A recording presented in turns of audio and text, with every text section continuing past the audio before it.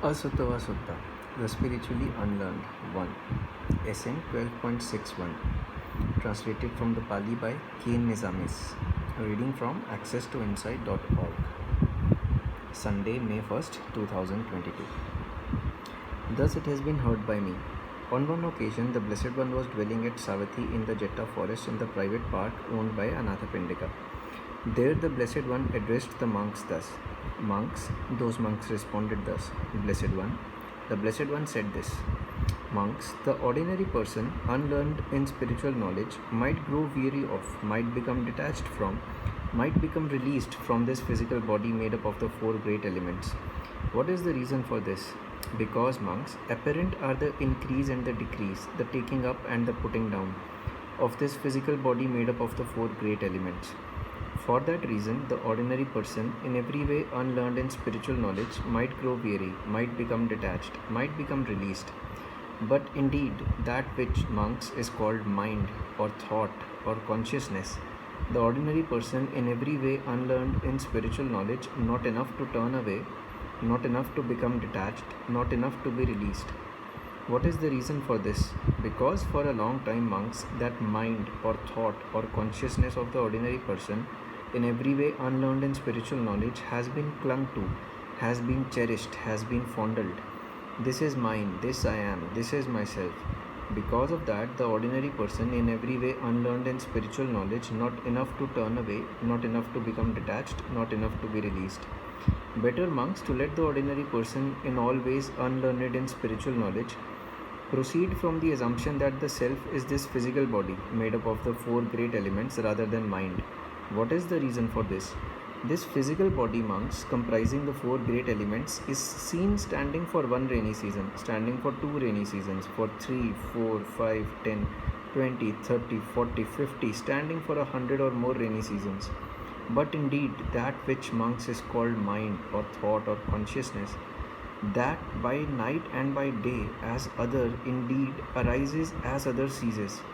Just as, monks, a monkey in the mountainside forests, moving itself, grasps a branch, then releasing that grasps another, then releasing that grasps another. Even so, indeed, monks, that which is called mind or thought or consciousness, that by night and by day as other indeed arises as other ceases. Therein, monks, the noble disciple, learned in spiritual knowledge, properly and legitimately cognizes just dependent co-arising. Thus, in the event of the being of this, there is also this. From the arising of this also arises.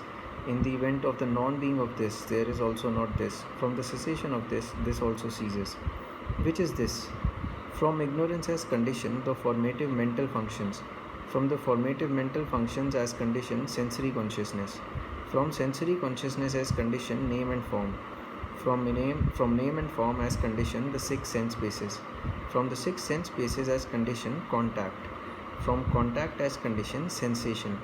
From sensation as condition, craving. From craving as condition, clinging. From clinging as condition, being. From being as condition, birth. From birth as condition, old age and death, grief, lamentation, suffering, distress, and tribulation all together come to be. Thus there is the rise of this whole complex of suffering. But from the fading away and cessation, without any trace remaining of ignorance, there is the cessation of the formative mental functions. From the cessation of the formative mental functions, the cessation of sensory consciousness. From the cessation of sensory consciousness, the cessation of name and form. From the cessation of name and form, the cessation of the six sense bases. From the cessation of the six sense bases, the cessation of contact. From the cessation of contact, the cessation of sensation. From the cessation of sensation, the cessation of craving. From the cessation of craving, the cessation of clinging. From the cessation of clinging, the cessation of being. From the cessation of being, the cessation of birth. From the cessation of birth, old age and death, grief, lamentation, suffering, distress, and tribulation cease. Thus there is the cessation of this whole complex of suffering. Seeing thus, monks, a noble disciple, learned in spiritual knowledge, grows weary and turns away from material form, grows weary and turns away from feelings, grows weary and turns away from perceptions, grows weary and turns away from formative functions, grows weary and turns away from sensory consciousness. Having grown weary and having turned away, he detaches. From detachment, he is released. From being released, there is the knowledge released. He understands, destroyed is birth, the holy life has been fulfilled. What had to be done has been done, no coming back again to being here.